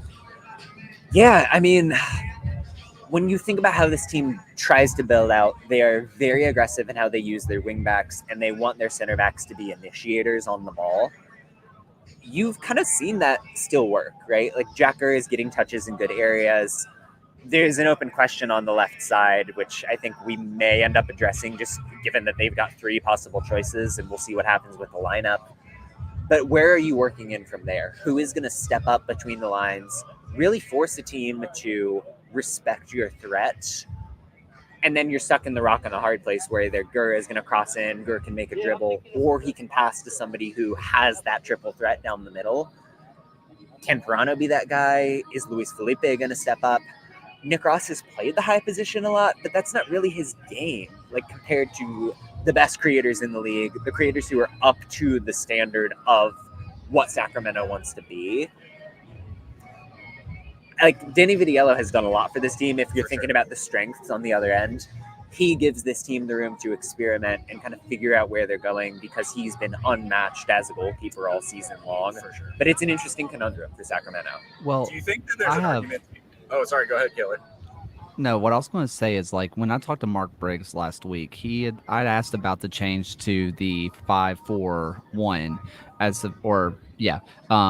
and then as opposed to having 2 strikers up top, and he said like defensively they're always in a 1 up top anyway, so it's just kind of simplifying things. But like you mentioned with Justin Portillo, like it feels like he's being left on a defensive island back there as a true number 6 while everybody else goes forward. It almost feels like if that disconnect almost comes from the fact that there's no one connecting the 6 to an 8 or to a 10. It feels like they have someone in the midfield, probably Lee Desmond, who is initiating the attack. Portillo drops back and takes that pseudo center back, and then when they're all attacking, it's everybody else attacking, however many people that is, 6 people attacking all at once, and there's no one to connect the play. And I wonder if that's why they're not seeing anything. What do y'all kind of think about that? I mean, it's really interesting because on paper, the balance between Portillo, Luis Felipe, and Nick Ross feels so good. Right. Like, it feels like perfect on paper. I don't know why it's not exactly working. I do think they are asking Ross to be a bit of a 10-8 hybrid and, like, do a lot of stuff between the lines. honestly, it's one of those things where it's like, if I were doing USL create a team, this is like, it's one of the midfields I would set up because it does feel so balanced. But there's just something right now, I think, off in that, and maybe there is something in there where a second striker or a more pure number 10 would actually help that connective tissue between Ross and the attack. Yeah, and I mean, I think if you look at the reverse fixture, right, the last game where Oakland and Sacramento were playing, it was Cam Riley and Danny Gomez blowing things up in the middle because they were cutting off those connections between that, what looks like a stacked midfield on paper, just wasn't clicking. And Oakland played into that dynamic. Oakland very specifically wanted to play with the utmost aggression down the middle. What is Sacramento's response if that's the game plan today? And I know we're hopefully about to get some lineup drops depending on when these teams. Yeah, actually, I got one for you. But... Hey, so Oakland lineup is out. They are going with a 4-2-3-1 with Sorrell in net. They have taken out Paul the Wall Blanchett. Rasmussen on the left, Hackshaw, Riley as center back, Diaz on the right, Matzoso and Gomez in the middle, Reed, Mafeka, and Cedeno as that attacking three, and Rodriguez up top as the lone striker. So, I mean, a call that John made, I'll let you take some credit for it. Yeah. But, Tommy actually pointed this out to me. Yeah. The change at goalkeeper. Yeah. Well, I mean, if you think about the last game, Paul Blanchett had a really tough time against the Riverhounds, getting anything done, making any stops, and having that control that you want in the box. Statistically, he's been the third worst goalie in the league in terms of goals saved above expected. That's just not what you want to see from your nailed-on number one. Cyrell, meanwhile, if you look at just like on a per-game basis, he's only had, I think, 3 starts this year, but his numbers are up there with anybody in the league in terms of shot stopping above expected. I think it's pretty much a wash in terms of distribution. Like, neither of them are gonna light the world on fire, but Oakland doesn't expect them to. So given how Cyrell has played, given that you needed to make some sort of change after that game in Pittsburgh, I think it's a bold call, but I think it's the right call, frankly. Any thoughts regarding, I mean, obviously they've been playing a back four like more frequently, I would say, under Gavin, or at least starting with a back four. Rasmussen and Diaz in those fullback spots, given what we know about Sac Republic and the way that they like to attack in wide areas, especially utilizing Gurr and who are you saying that's probably? Well, so based on the end of the North Carolina game for Sacramento, they had Gurr on the right, Jonathan Ricketts on the left. Right, that's right. Not Ricketts' natural position, you'd argue, but he was fantastic in the role. That seems like, and not to disparage Aldair Sanchez or Namia Villader, who both are very good players at that spot, but I think Ricketts brings an intensity and brings a defensive physicality that's a pretty unique blend for anybody at that role in the league. So we'll see what gives with the lineup. And yeah, given the response from Oakland, lineup-wise, Brian Tamakis was not good at right back last game. Like, just straight up, Junior Eto was eating his lunch from the wing back spot for Pittsburgh. I think Diaz switching over to that side, because Diaz can play on either, that's really his calling card as a player, and he's been fantastic on the right. That's the stopgap you need. Rasmussen has been very good on the left as well. He tends to sit back a little bit deeper, so you're not surprised to see them go for a pacier left winger ahead of him who can cover ground. I think it's the balance you want for this team. The other question I would say is, given what we talked about, the strengths of Sac Republic in midfield, regardless of the fact that it hasn't been maybe at their flowing best, but they can disrupt what other people are doing quite easily. And it is probably likely that Matzoso and Gomez have quite a tall task on their hands tonight. No, and I think Matzoso is the right call to have in there. He's your purest number 6 that you've got on this squad. That's a no-brainer. Gomez has to step up in this game. He's somebody who, you see the appeal, you see why he's a player that this team keeps around and values, but it's not always flashy. And when he's next to someone like Matzoso, who has some of the passing skills, but that's certainly not his strong suit, I think Gomez needs to step up as that link between the chain. I'm curious, frankly, how deep Lino Mfeka tends to play. Yeah. He's somebody who's willing to drop in, who can create from deep, who can fill space in a defensive sense. he might be the linchpin player in the context of this matchup. Sure, like adding that third body Absolutely. in midfield. Yeah. And then, yeah, you mentioned Mpeka and then Cedeno, Reed, and Rodriguez as that sort of attacking trident up top. Yeah. It feels like they've been at their best in an attacking sense when Mpeka and Reed are both like in there. And it's brought the best, or at least better, I would say, out of Rodriguez and Cedeno across the last 10 games or so. No, I mean, there was a scenario where you went with Michi Nader, Sherry up top, and you put Rodriguez on the wing. I think that probably would have been the wrong call against a Sacramento team whose back three is so good and can absorb pressure so easily. Going for a little bit more pace, a little bit more gumption out wide, trying to get behind those wingbacks and force them to sit deeper as a natural baseline position. Definitely the right call. And it's really the formula that worked last time for Oakland when they tore out to that 3-0 lead. Yeah, crosses into the box are not going to be the name of the game. It's going to be finding Mpeka in those spaces in between the lines, and then he's able to bring the wingers into the game. And I mean, Reed went absolutely crazy in that game, along with Mpeka in that last game against Sacramento. So they'll definitely look to exploit those spaces, I think. But we're seated next to Sacramento's media team, but no sign of the lineup yet, unfortunately. So we'll give them some. They tend to be like a 10. Half an hour, 40 minutes before the game instead of an hour. I don't know. Is there a policy? So I don't think there is. What I will say is that as someone who runs a fan podcast, we bullied El Paso Locomotive's admin into it became an expectation that they published an hour beforehand. Sure. I think from a professionalism standpoint, it's one of those things that's like a standard in world football. You should just always try to match when you're a professional squad. Yeah. Not trying to take anything out of Niall. I think we might be we got a live guest here. Might be getting joined by Niall Logue here. How are you doing? How's it going? Nice to meet Niall, you in person, man. Yeah, we got Niall Logue live here on the stream.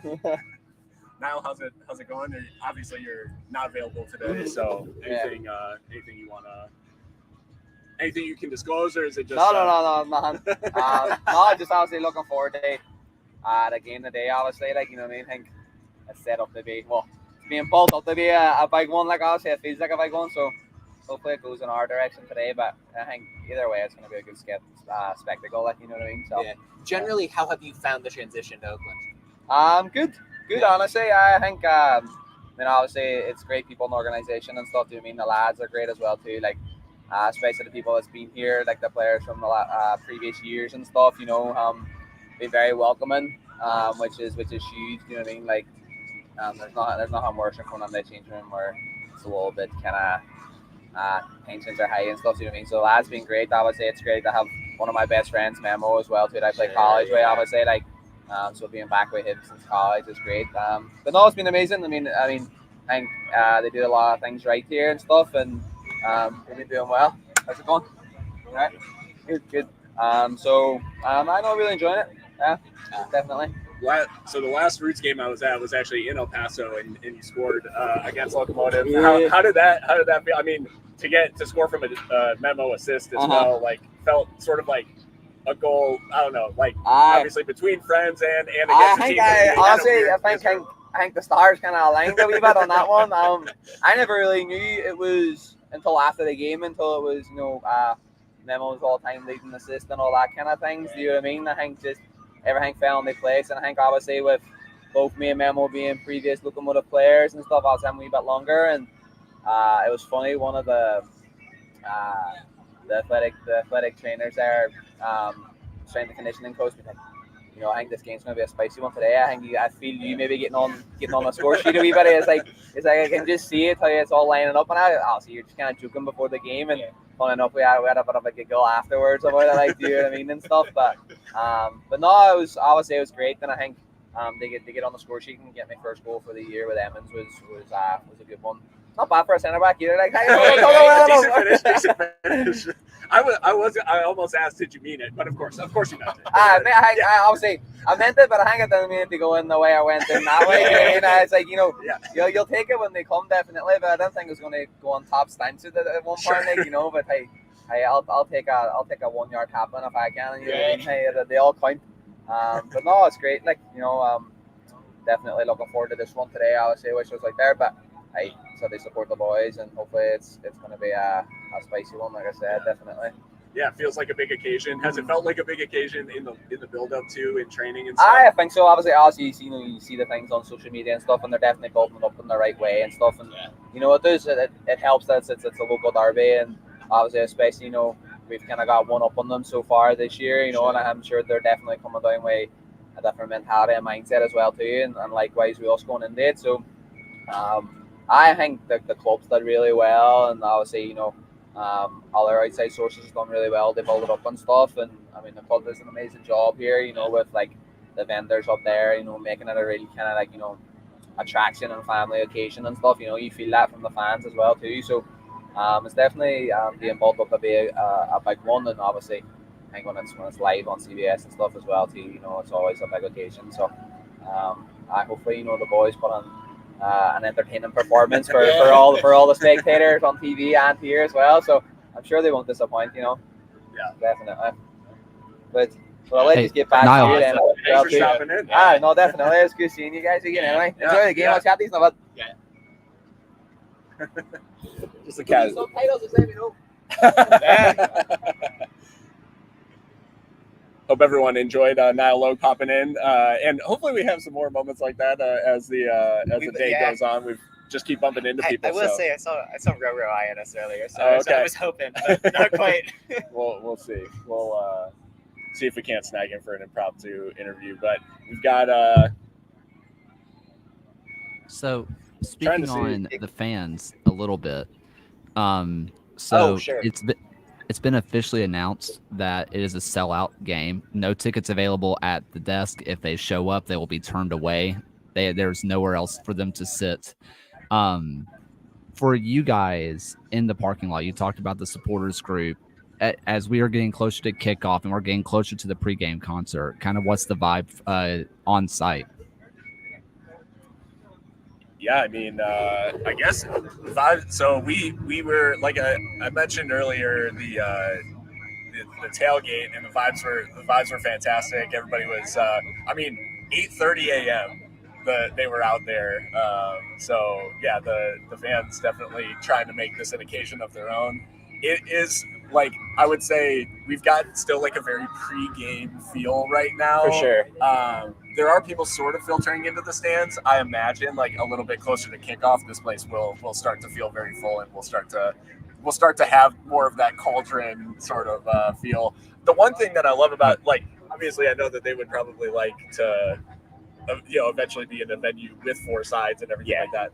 But I do think there is a bit of like a wall of death sort of thing here, where it's like you've got one stand that seats 6,000 people. Yeah. And it's just that whole end of the field. It's going to be the one that's on camera.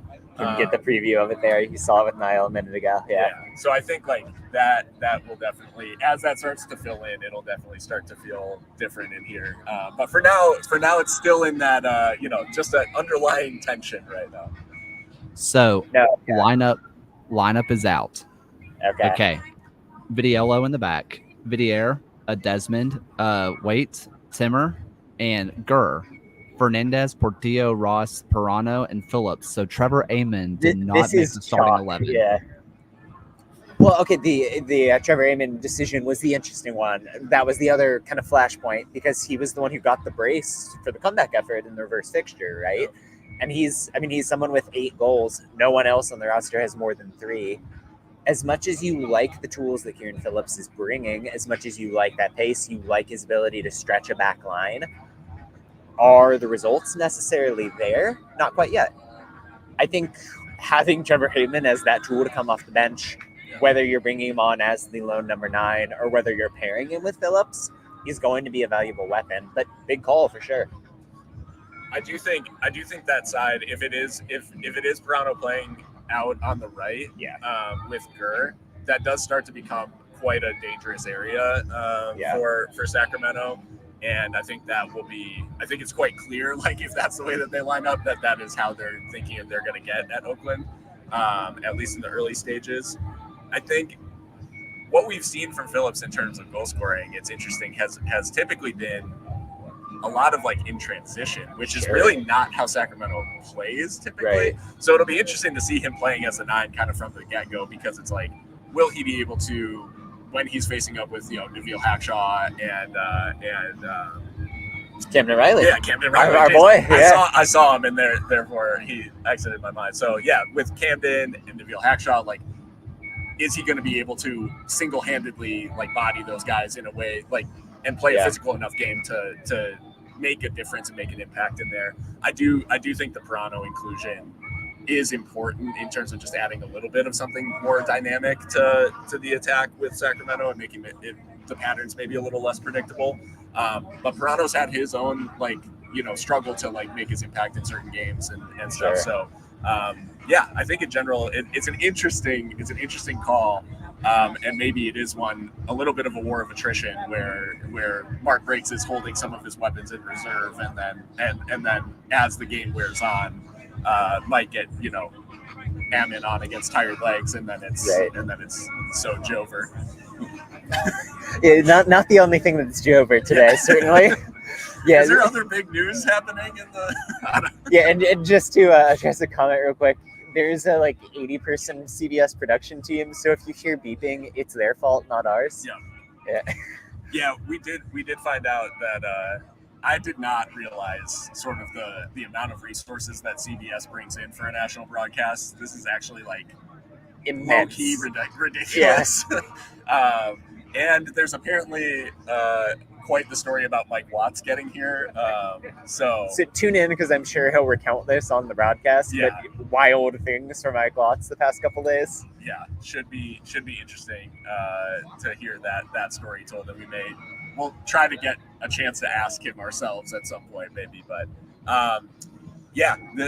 so lineups. I mean, given the lineups, yes, and given how now that we see what both teams are putting out there, has it changed how you're thinking about this game at all? And I guess, who are you favoring in this one? Yeah, so when we did the predictions on Tuesday, I totally copped out and called it a draw. Yeah. I mean, seeing the lineups, I don't want to be rude to the hosts, but I think I have a Sacramento leaning. I trust that this team is going to recover that form at some point. They're too good to not succeed and to keep underperforming it to the extent they are, right? And you hit the nail on the head with Pirano and Gurr, especially in this matchup. Neither of them started in this reverse fixture. Gurr was suspended. Pirano came off the bench. If you get them going from minute 1, I think it's a completely different dynamic and something that could really make a difference for Sacramento to ultimately let them get the 3 points. Yeah, I feel like the foundation for Sacramento defensively, especially, it just gives them it gives them that platform to go and attack games like this, right? Because they know that they've got such a solid back line. And like you said, it's not going to be a case of Oakland being able to just pump crosses into the box, especially with Rodriguez up there. They're going to have to find different routes to goal. They're not just going to be able to play out wide and hope that they find their way. Right. And there's really no other team that you'd rather not put crosses into the box against, because Sacramento's just going to win every single one of them. Sure. So it's a case of I think with that foundation, it's hard to bet against Sacramento. That being said, there is just enough of a bit of a chaos factor about this Oakland team in that they can come out and blitz teams, and that is what they did to Sacramento last time. I'm sure that'll be most of the effort from Sacramento early doors will be making sure that doesn't happen again.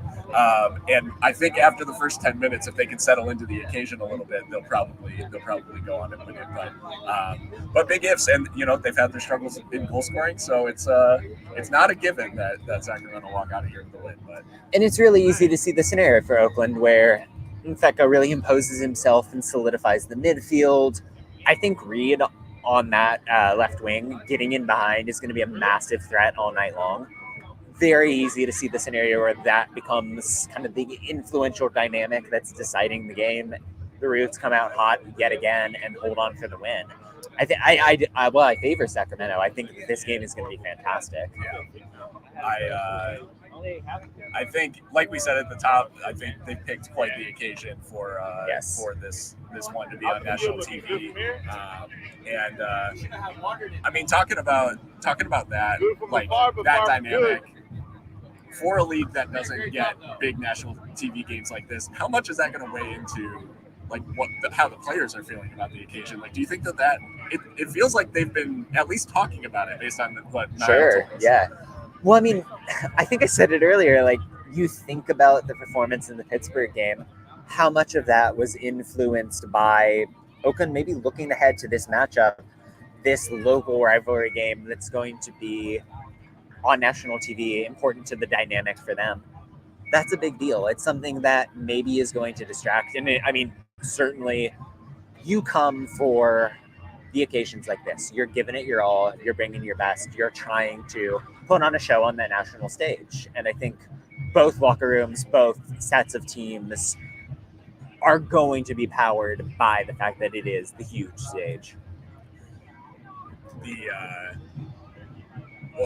It looks like Sacramento's lining up to come out for warm-ups or final warm-ups here, and we're getting closer.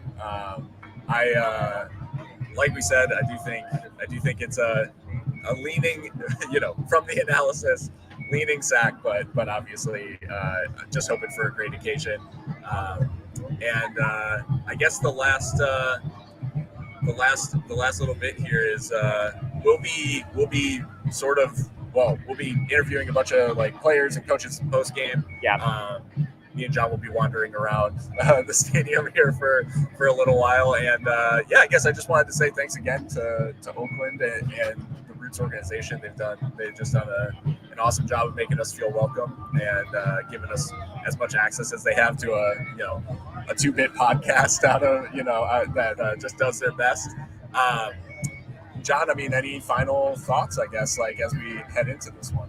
No, I mean, just completely awesome, crazy to be here, to have this opportunity to highlight the league in a different way that you rarely see. So excited about every single aspect of it. Yeah, super exciting. I kind of want to talk about last game for just a second as a little preview for this one. People kind of forget that Danny Vitiello saved a penalty from Johnny Rodriguez. This game could have been 4-0 before they started clawing their way back. I know, obviously, Vitiello is going to walk in with the confidence of, I know I can save Johnny Rodriguez and whatnot. I know I can save his penalty. But how much of Oakland is sitting there thinking, we had them 4-0 if Johnny goes the other way? That comeback by Sacramento may not even happen because 4-0 in the first half is nuts. I think there's a little bit of that. Plus, you mentioned the wall of death. I mean, that place is going to be rocking. And I know Sacramento plays in front of a bunch of fans, but never when they're rooting against them. And I wonder how they're going to react to that. I mean, Sacramento has gone into very hard venues before and come out with results pretty much on the regular. That's kind of been their calling card for years now since Mark Briggs took over. And if you're Oakland, I think there's almost a risk, and certainly from the players and personnel we've talked to, they're not going to be overconfident. They're not going to come in cocky. But if you come in and think, oh, we should have had them 4-0, that introduces a little bit of we're coasting mentality, and you don't want to see that, right? So I think Oakland is going to avoid that pitfall, but it is certainly something it's interesting to think about because that last game really ran contrary to expectations in almost every way. And we can hear a little bit of the march to the match. I don't know if anybody can pick up on the drums or anything like that coming through into the top of the stadium now. But I think we're hitting that tipping point here just about 30 minutes before kickoff, where it is going to start to get a little bit rowdier in here, and I'm really looking forward. I think anytime that you've got a sellout and a true sellout in a USL venue, it feels different. It feels different on TV. It feels different in the building. It is it is a big. It makes a big occasion even bigger. And I think in this case, we will probably see some maybe some nerves early doors from a couple of the players. Not to say that they're not professionals, but I think it's a natural thing to kind of get caught up in the occasion a little bit. So I think it'll be important for them to just get their feet on the ball and just have a couple of touches and settle in, and just make sure they settle in, because it should be quite the atmosphere here, and I'm really looking forward to it.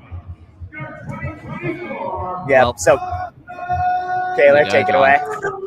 I was going to say, it looks like we are reaching the end of this pregame live show. You guys absolutely killed it. It was so much fun to be a part of. any final thoughts before we end the night and we go to one last ad read before game time? Yeah, I'm on about an hour and a half of sleep total, if that, and I'm buzzing because this is just a great environment. So that's all you need to know. Yeah, no, just awesome, and I'm glad that a national TV audience gets to see this as well. Just excited for the league, excited for these clubs, and I hope they put on a great show for us. Well, I just want you guys to have a great time, take lots of videos, take lots of pictures, soak it all in, have an absolute blast. For everybody that watched, we had a lot of people kind of come in, didn't say a whole lot in the live stream. That's fine. This is going to go up later as a standalone video. If you want to watch it back, I think at some point it'll be spliced up to be a podcast as well. So thank you everybody who watched. Check out goals.tv for some exclusive content coming out, and also check out Added Time Outfitters. I keep doing that. AddedTimeOutfitters.com and use code USL, aka the biggest league in the world, for 10% off your next order. Help us help yourself and get lots of cool merch. Thank you to Tommy and everybody at Oakland Roots for putting this together. Thank you from everybody. Thanks JJ from Sacramento for getting everybody to us for post-game stuff eventually. Thank you to everybody. I really appreciate you all. And John, Phil, have an absolute blast, guys. Peace. Thank you, Kaylor. Thanks, Kaylor.